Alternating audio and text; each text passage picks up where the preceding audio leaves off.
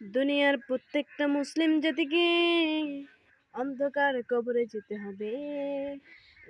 আমার আল্লাহ তাআলা সর্বশেষ যে কিতাব নাজিল করেছেন সেই কিতাবের নাম হলো আসমানি কিতাব। সেই কিতাবের নাম হচ্ছে আল কোরআন।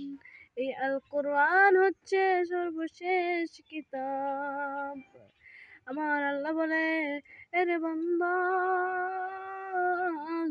তোমাকে দুনিয়াতে পাঠালাম, তুমি আমার ইবাদত করবা। তুমি কেন মূর্তি পূজা করো, সূর্য পূজা করো, গাছকে সিজদা করো? তুমি আমার আল্লাহকে বাদ দিয়ে তুমি কেন অন্য দেবতার পূজা করো, অন্যকে শরীক করো আমার সাথে? রে বান্দা, তুমি তো জাহান্নামী, তুমি তো জাহান্নামে যাইবা। এখনো সময় আছে রে উম্মতেরা, ওরে নবীর উম্মতের দলেরা, এখনো সময় আছে, তওবা কাটো। আল্লাহর কাছে বলো, আল্লাহ কত গুনাহ করেছি, মনে করিম মাফ করিয়া দাও।